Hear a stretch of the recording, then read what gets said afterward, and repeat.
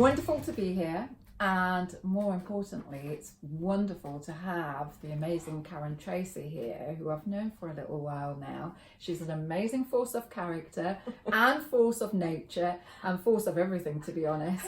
And Karen will just tell you a little bit about the things that she's doing. Thank you so much, Ren. So, well, I think I'd start by saying I've had 3 careers. My military career, of course, was my first career, which was I joined in 1983, came out in 1991. And then after leaving, like most people in the military, I went into the corporate world for 20 years. Started at the bottom, right at the bottom, worked my way up and ended up as an ops director of a training company because I was in learning and development and training roles. And then 10 years ago, just under 10 years ago, decided to set up my own and started my own coaching and training consultancy. And it's been quite a ride. And I always say to people, it's just the most amazing opportunity to set up your own business. So, and you've got your 10th anniversary. Got a 10th anniversary next year, so really excited about that. Got loads going on. Which might be this year by the time we've got the podcast out. So your 10th anniversary is in 2020. Yeah. Great. 2020. Already working on it. Maybe going to be changing the name of the business. Oh wow. Exciting. Yeah, which is really exciting, and definitely going to be working on some new products. Yeah. Always got to be looking at how you can, respond to the marketplace and do something different, and also, working on myself and my team. You can't stand still in business. Absolutely. Coming out of the military and learning some of the things that I did then, although there'd been a 20-year gap, it's they're fundamental skills that are ingrained into you. It's about our value system. Yeah. It's about our resilience. It's about our loyalty to each other. It's about how we never give up. Yeah. And it's about how we are always hardworking. Mm-hmm. And we surround ourselves with a team and train that team to achieve the goal. Yeah. And that's what we're doing in the military. And when you're learning those, and even if you haven't had any form of leadership in the military, you're still learning those fundamental skills, and they still stay with you. And if you've got those, you can easily translate them into business. And the people that do that and see that they can do that are the ones that are successful. I'm inspired by the military people that I meet in ex-forces who have done that so brilliantly. And so that brings me on to a really nice question to ask you at this point, is that, you always rock up, Karen. It's if you can make it, you will be there. You've never ever said, I can't actually support something, whether it's us directly with an event we're doing or whether it's an individual. So, and you're a busy lady. I know how busy you are. Okay, so what motivates you in terms of, one, being the ambassador, but more importantly, what motivates you about helping the armed forces community? Because you do it without thinking about it. Yeah, because we're a family. And so last week I launched in my ambassadorship. Yeah. I launched my first networking event, and the first thing I said to the men and women that came, most of them were Army. We had a few RAF in there, one lone Matlow, one lone sailor, no Royal Marines. And one of the first thing I said to them was the reason that we're all here, and the reason that in a minute you're all going to talk to each other and network and help each other, is because we're a family. We've got each other's back. We've got each other's six. We're always there, and that is something we learn in the military. There's no internal politics. We're all in there, whether it's a platoon, whether it's a squadron, whether it's whatever the Navy have, can't think of that word in my head. We're there for each other, and it doesn't matter, and that's cross service. And actually there was one policewoman in the room last week, and even that, where people have served, where people have served their country, and where they have rocked up and where they have given all, we all respect that.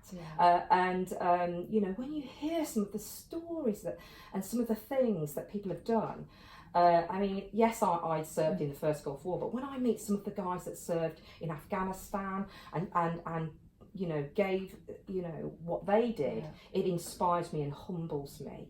And so therefore, one of the things I want to do is to ensure that anything I can do, whether it's a connection, whether it's signposting, whether it's knowledge transfer in X-Forces, whether it's learning, I will do anything to happen. If I can be there, I'll be there. You're just amazing. I could listen to you for all day long. Likewise.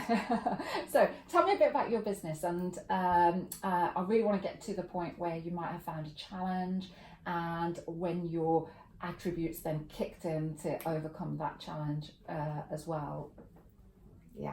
Well, when I started the business, I had two sets of skills. I had my aviation skills, because I was in ground radar.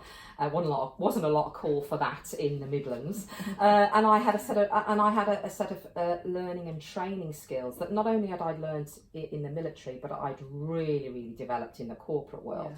And so that was what I decided I wanted to do. I'd always developed people. I'd always developed senior people. I'd always help people in senior leadership positions, and so that's what I was going to do. But like everybody, when I started in my business, I was at ground zero, and I was sat at all I had was a second-hand desk, an A4 pad, and what was in my back pocket, and I was terrified. I had no network. And I had no idea how I was going to build this business. I knew how to train. If I had somebody in front of me, I could help and develop them. But as well as I do, Ren, you've got to build a business. You've got to find a customer base. You've got to find a network. You've got to be able to market it, sell it, price it. I've never seen a VAT return in my life.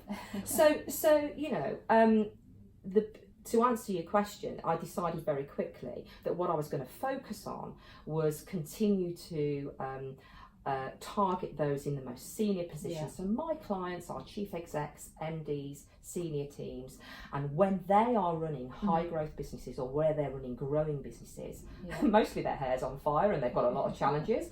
And if that's the case, I'm in the right place and I can help them. But it did take me 4 years to work out my proper proposition. And what I would say to anybody is, keep working on that. You don't know all the answers on the first day, and I don't know all the answers now after 10 years. Do you know what? Refreshing, totally refreshing. Because actually, I think I know you're absolutely right. You should never sort of say, right, this is my plan and that's going to stick forever. No. You've got to keep reinventing yourself. Exactly that. And actually, it doesn't always come even at first wave. And once you've got that first wave, you've said it took 4 years, then it's a continual cycle of actually what's new, how do you change that portfolio, do you need to change it in some way, and that research. So I think that brings us to another nice piece, because Roger, who's one of our trainers, he talks about, it's his mantra, research. And I think sometimes people forget that actually just because it's working now, it doesn't mean let's just stop the research happening.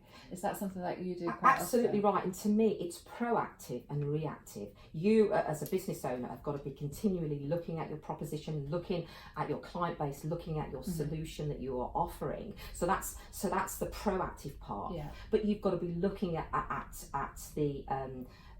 the marketplace and what's out there, and there are going to be things affecting that, and you have got to be agile. Agility is so important in business. And again, from a military perspective, that's something that's ingrained in us. One day we're going that direction, and the next day it's changed and we're going that direction because we are responding to the threat or responding to something else. So that's something we're used to being. We're used to turning on a sixpence. We're used to somebody saying, okay, we're not going in that direction, we're going in that direction. And we're used to saying, okay, we're not moaning about it, we're ready, we're going to motivate the people around us to change direction. And that's what you need in business. So I would say to anybody that's been in the military, if you're thinking about this, you recognise that scenario. All you've got to do is translate it to a civilian landscape. You can do it. So that's great, and it's a coping strategy. And you know what, Karen, you, from a coaching perspective and mentoring, you know all the yards around that as well, which is why we asked you if you would consider being an ambassador, because one of the things that you're bringing in abundance is actually helping people with coping strategies and just sharing some of that knowledge as well. So what is it that you do if you're having a bit of an off day? And what's your coping strategy? What do you do? How do you deal with that? Well, it's a really great question, Ren, and owning a business, whatever size, when you're at the top, Yeah. is completely isolating. And so sometimes, you hit a wall, you have a problem, you get demotivated, something happens, and you feel like you're in need of something. You have got to have a network of people around you to call upon. And it might be a coach, it might be a mentor, it might be another colleague. You mentioned some of the other things I'm involved with. One of the things that I do is I chair a group for the Women Presidents Organisation, which is a group for female entrepreneurs who are at the top of their game. They're running second stage businesses.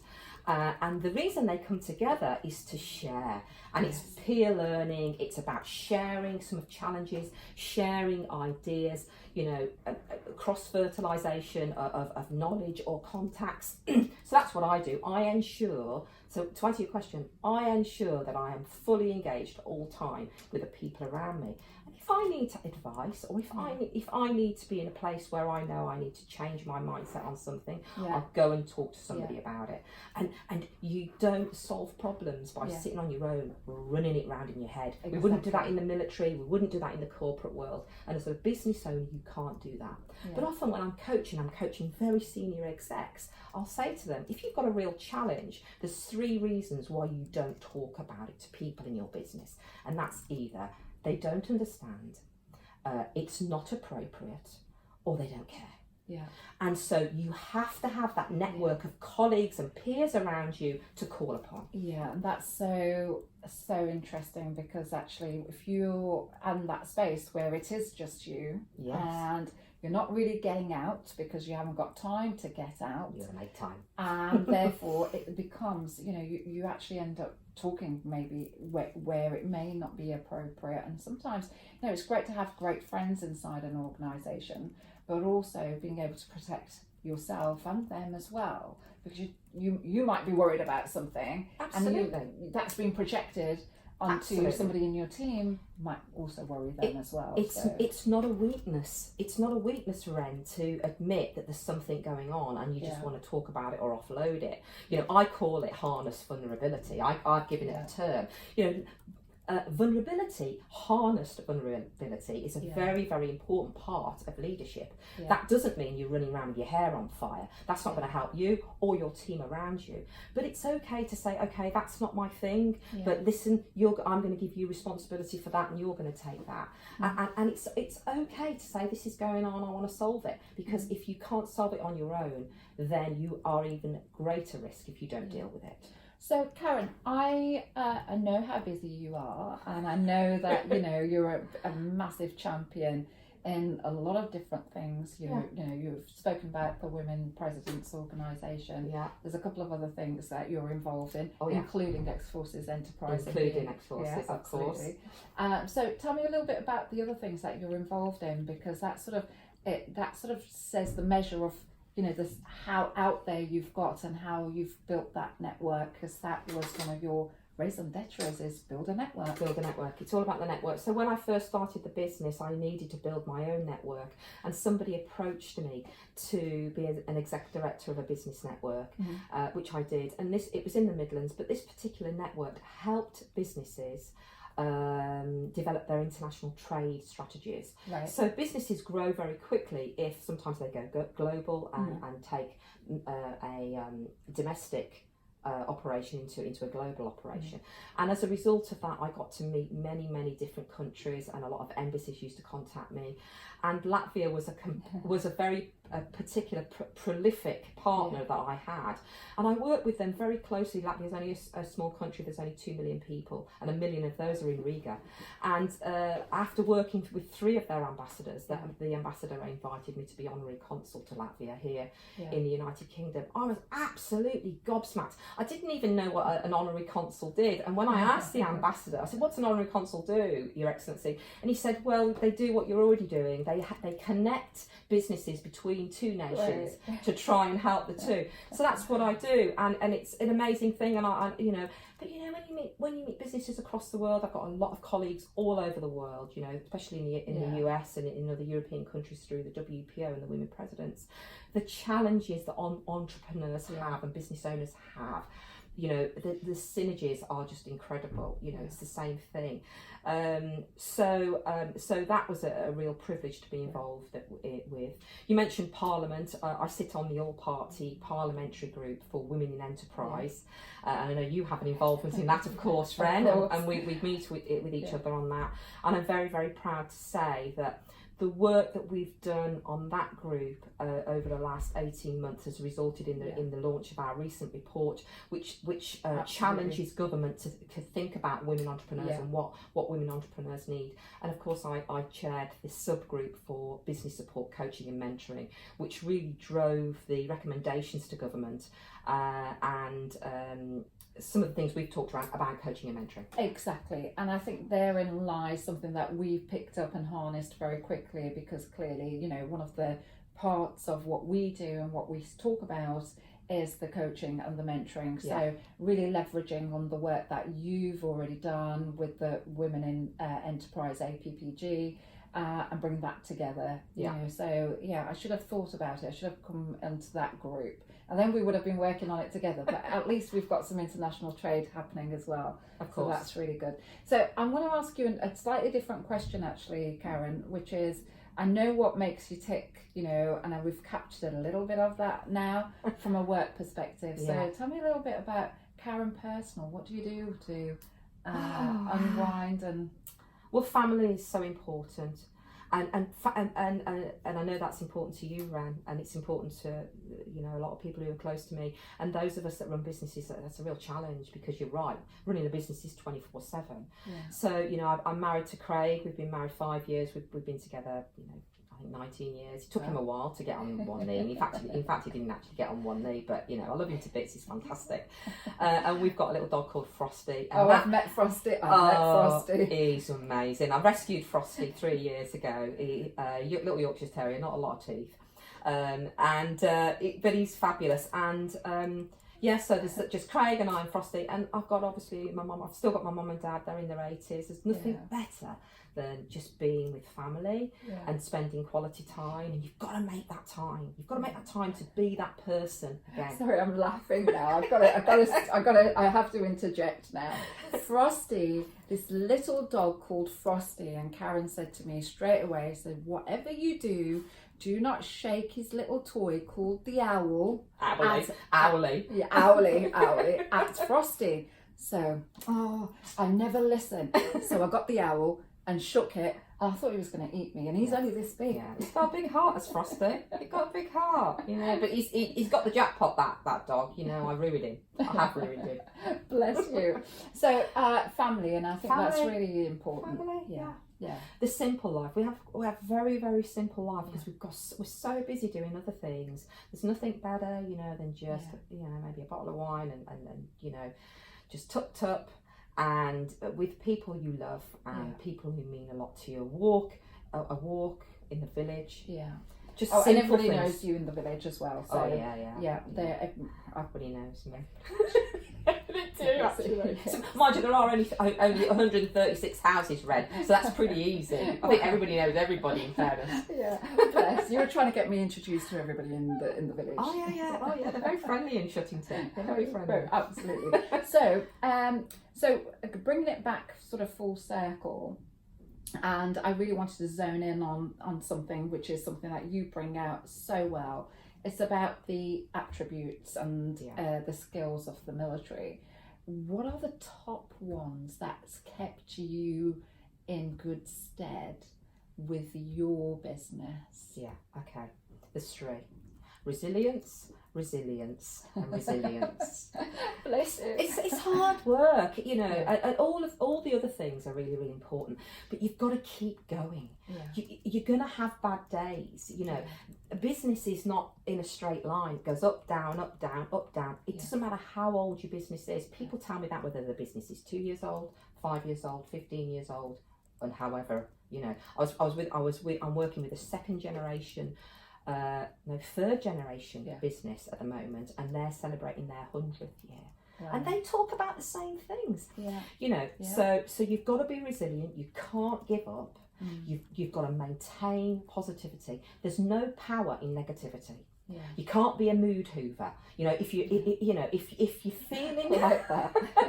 if you feel bad, you've got to contain it. Because if you feel bad or you're hacked off about something, by telling people about that or showing it, all you're doing is sharing that. Yeah. And you don't want to share that. You want to share the positive things. Yeah. We've all worked for bosses who moan and who walk around as though, you know, the world's going to end.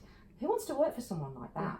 You know, you create the demeanour in the office and in your business. You're responsible for it and you drive it. So, you know, you've got to be resilient and you've got to keep going. Yeah, and I totally, and part of what you've just said, everything that you've just said is absolutely bang on, but also it is about the culture, and you're creating that culture. You're driving it. I mean, you know, the people that you bring into your business are part of that culture, but you've got to make sure you test the health of that. Yeah. So I've got something else I really want to ask you, and it's not just about the armed forces community, although the armed forces community is actually also excelling in this. You know, in terms of what we know and what we've helped from our community, 29% of those are women who we've supported to start up their own businesses. So it fluctuates depending on when you're measuring it, from 29% to 30%. But actually, I want to take it even wider than just the armed forces community, and we'll come back to supporting spouses and stuff, because I think that's quite important. But it's women and young girls and females in general, and I know that's something else that you're really passionate about. Yeah. And how are you seeing the landscape right now? Are we, you know, as a nation, is there more that we should be doing? You know, what's your view on that? Well, I think people who run businesses, good businesses, know that their demographic in their business, especially around their senior team, has to be balanced and has to reflect, you know, their customer base and their partner base. Otherwise, they're going to be making decisions that are not in line with their customers. So people, I think, to answer your question, people are cottoning on that you have to have a diverse board, and obviously gender comes into that. You know, I'm very interested in helping, and through my women's presidents, of course, helping women entrepreneurs, all entrepreneurs, of course. But I don't buy that women aren't confident. I don't buy it, Ren. I think I just don't buy it. I think we see people who have confidence issues, but I see men who have confidence issues as well as women. I think what's different is, I think women talk about it more. They're more in tune, they're more comfortable in saying, oh, well, I'm not much sure about this, and they're more comfortable in talking to each other about it. And I don't think men are as much. And I think what that has resulted in is women are less confident, men don't buy it. I think we just talk about it more, and I think we're very, very in tune with what we know and what we don't know. We've all heard the anecdote about the job description, and the bloke looks at it and he says, blimey, I can do 50% of that, I'll give it a go. And the woman looks at it and says, oh, I can only do 80%, I better do a little bit more learning about the other 20. I think in the past we've had a different approach to things. So the women I meet have bags of confidence, but they know but they have weaknesses. But so do the men, but they're very, very in tune with that, and they talk about it. But I think women and I think girls are widening their perspective about what they want to do in the world of work. And I think engineering and things like STEM are things that they're more than obviously more than capable of. They're brilliant at actually. If you can problem solve, you can be an engineer. It's not about being in a dirty factory. And girls understand that now, and the message is getting through to them. So I think we're moving in the right direction. Wonderful. So not a passive response from you on that subject at all then, Karen? Of course not. So I want to ask you a different question now, which is more about you and your business, and maybe not just about the business, but your outlook and, you know, the support that you provide and all that sort of stuff. So, you know, this is going to go out, and you're so charismatic, it's going to go out. So if we had a magic wand and a little magic dust, what would that wish be? What would you want to put out there if you could get something for Karen Tracey? Well, you know, I would want what any entrepreneur wants. You know, we all want to give visibility of what we offer. We all want to give visibility of how we can help others be better in their businesses. I guess I'm talking a lot, and I'm doing a lot of work at the moment with the team about creating more products around the women's portfolio that we've got, and we're also developing more coaching products as well. Take a look. Take a look, and we offer more. We're going to be offering more next year than we currently do now. We're augmenting our portfolio, so you know, I would say take a look at that, and you know. So let me put something out there for you then, because I think that there's a massive opportunity for you to be able to help so many people in your not from your volunteering bit, because you're doing that and you're doing it in abundance, but actually doing it from your coaching, mentoring organisation. So as you know, I mean, we fell into lobbying a little bit. I'm not sure how that happened. So we made 2 policy changes, just put it out there. And the third one that we spoke about, which is something that the Federation of Small Businesses have really championed on the back of the research that was done originally with ex-forces, Forces in Mind Trust, Warwick and Kinetic. But cutting a long story short, we put it out there that if there was a national insurance tax relief for organisations, small businesses, to hire veterans, then that would be a good thing, because clearly they don't have as deep pockets as big corporates in terms of their learning and development. Now that might be something, if we really do manage to get that moving, that might be an area whereby you might be able to help and coach organisations who are taking on veterans to understand and translate those skills into the workplace quicker.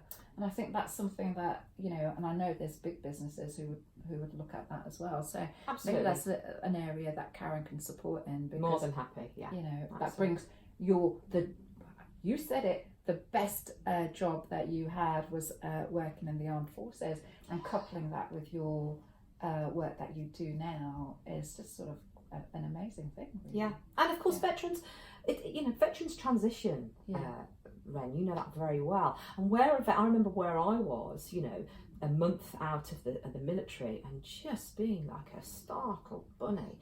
And so if you're taking on a veteran at a month out of the military, or even a year out of the military, I always say it took me 3 years to civilianise myself. I really do. And there's still bits of me that are not civilian. To a veteran who's maybe like me, who's been out, you know, since 1991, they're at different stages of transition. So to your point, if you're taking on veterans, you have to understand that they're going to be in a different place and a different mindset depending on when they were released. And it also depends how long they've served. So a veteran that's served 18 months is going to be in a different place after a year back out in Civvy Street than somebody that's served 23 years. They're going to be in a whole different place. So, you know, this is a really interesting podcast now, because what we've really been able to bring to life is 2 very distinct elements. One is about the knowledge exchange that you spoke about right at the outset for armed forces led businesses, and you know, overcoming those challenges and building a network and all that sort of stuff.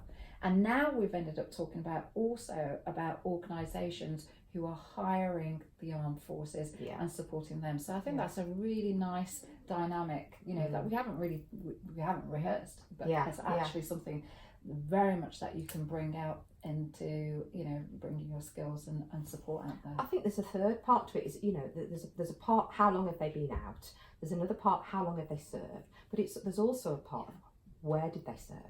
You know, whether we like it or not, the culture in the army is different to that in the Air Force, to that in the Navy.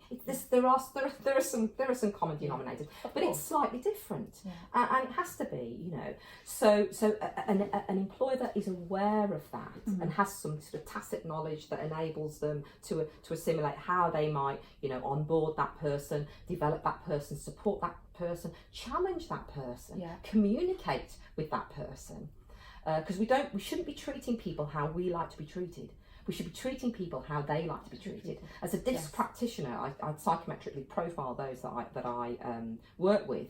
You know, we have to be able to understand our own wiring and those of others, so we can communicate with them and treat them in the way that works for them, not works for us. Leadership isn't about having it all your own way. It's about communicating with them in a way that motivates them and brings them to life. Brilliant. The job of a leader is to unlock potential and influence. If we can't communicate with them on their level, we're going to fail. Right. So, final words then, and bringing it all full circle. What are those? What would your key message be out there with where you're at now and the good work that you're doing for society? Full stop. Right the way through. So, if there are veterans out there who are thinking about doing it, step in, use. I would have loved ex-forces to be around when I started my business. Talk to ex-forces. Their portfolio is so wide, and I'm not just saying it because you're sat here, Ren. I've met a lot of your team. The team are amazing. They're not going to judge you. They're not going to think you've got a stupid idea. You know, all of the fears you've got imposter syndrome. I'm not really an entrepreneur. You are. If you've got something, come and talk to ex-forces and talk to the people that can help you. If you're on that up and down and your business is a couple of years or 3 years old, that's okay. That's normal. Again, go and talk to the people that can help you, and go and network and increase your network, develop your network. And if you've been going for a long time, it's never too late to learn. The day I stop learning is the day I'm packing up. We've got to learn every day. You know what, Karen, you're just amazing. And I didn't ask her to plug XF, so thank you for doing that. But also, I have got to say a big thank you to you, because you are really getting that message out there. You're supporting so many people. The platform, the portal will be ready next year. I think there's going to be a lot of tips, hints and support around coaching, mentoring and building a network, which Karen does amazingly well for the Midlands area as well.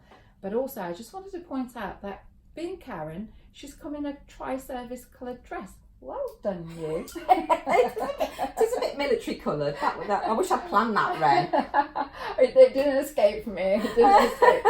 So well done. It's always a pleasure. Thank you for being such a great part of the community, but also being a friend of ex-forces and also me as well. So thank you. Thank you for inviting me today, Ren. Thank you for your service. I know you're currently serving. Thank you. You inspire and amaze me and so many people. So thank you for what you do. It's a pleasure to be part of it. Thank you.